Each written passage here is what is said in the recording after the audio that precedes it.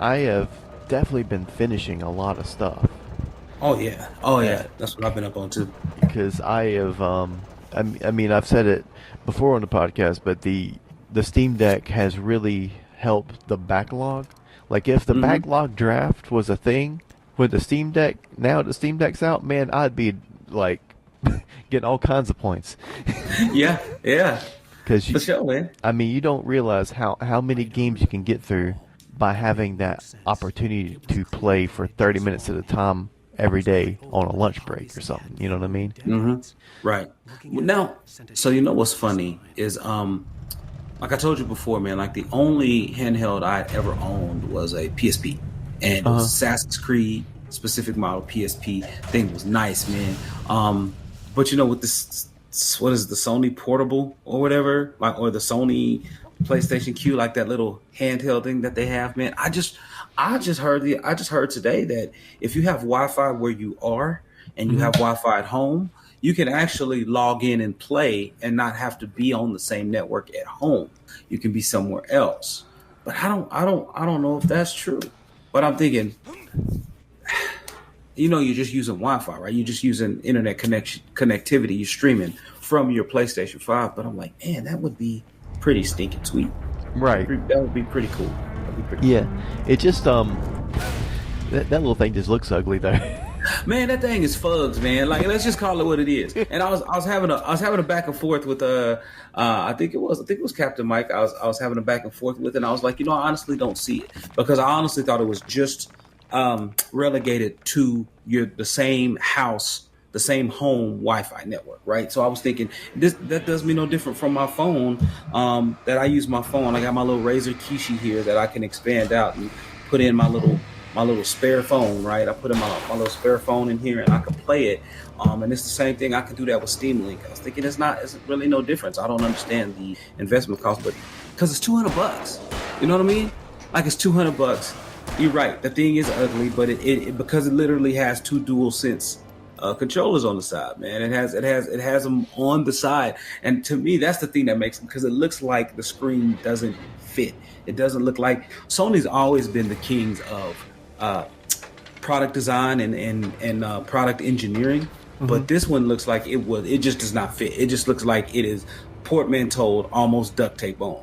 It looked like it's duct taped together, man. So that's the problem with me. Like I just don't get the value at what they're at $200. I don't get it. Yeah. But yeah, because even they didn't have to. They're like, oh, we want to make it feel like you're holding the controller, but it's not going to completely because it sorry, my throat's all messed up right now for some reason. But the it didn't have to because like the Steam Deck doesn't look like a DualSense controller, right? But it still feels like you're holding the controller. It still feels comfortable. Yeah, yeah, Like yeah, yeah. and because there's some things like how it looks like the B button is like melting off of the Steam Deck, and you're like, man, that looks like that'll feel weird. But when you're playing, it feels normal. So maybe they did beta testing and we're like, if they made it normal to where it didn't look like it was kind of melting off the side, maybe it felt like it was too high and that they fixed it. But Right. it does not feel like you're falling off of it. It looks like it would be, but it feels natural, and the thumbsticks feel great because, for one, they're grown man thumbsticks. You know, they're regular Okay. size Okay. thumbsticks, not these little like on the Switch and stuff, to where it just feels like. I mean, even playing something like Bioshock, man, I felt like I was aiming all over the place on the Switch. You know, Yeah. like when on the Steam Deck, it's So not like that. so here's my little Razer Kishi. When you got the phone in there, right? Like it looks pretty legit, does it not? Yeah, Like I thought it looks. I mean, now of course this is what it looks like on the back, but I mean, I still think it's okay, man. I think it's an all right little contraption when you just throw your old phone in and yeah, you just make things happen. And I can go to my Steam link and then I could just hook it up. So it's to me, like I said, but yeah, I wish I had a Steam Deck. If we're talking about Steam Decks, I kind of wish I had a Steam Deck.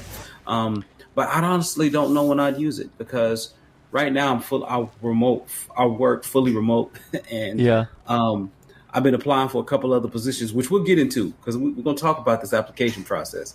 It's something ridiculous, but but um, but yeah, man. But so I don't really. And anytime I go somewhere, I'm the one driving. So Right, I don't right. really understand how I'd actually get some time. And then when I go somewhere, I'm watching my son's games. Well, it's not like I'm going to one of his wrestling tournaments and I got time all day. You know what I mean? It's like it's not that anymore. It's like, hey, we sitting down, we watching a football game, and that's really about it. Yeah, So yeah. Because go ahead. when the Switch come out, I thought it was pretty cool, and then that's why I never really pulled the trigger, even though there was some things on the Switch I did want to. I mean, I still want to play like Mario Odyssey and stuff, the major ones, but it Right. I didn't have that time either, but now I do because I have Mm-hmm. normal breaks and all that kind of stuff, and I mean, Right. actually the last job I had, I mean, back in North Carolina, I did have long breaks because the client I was working with would want to take long breaks. So the Steam Oh, Deck would okay. have been.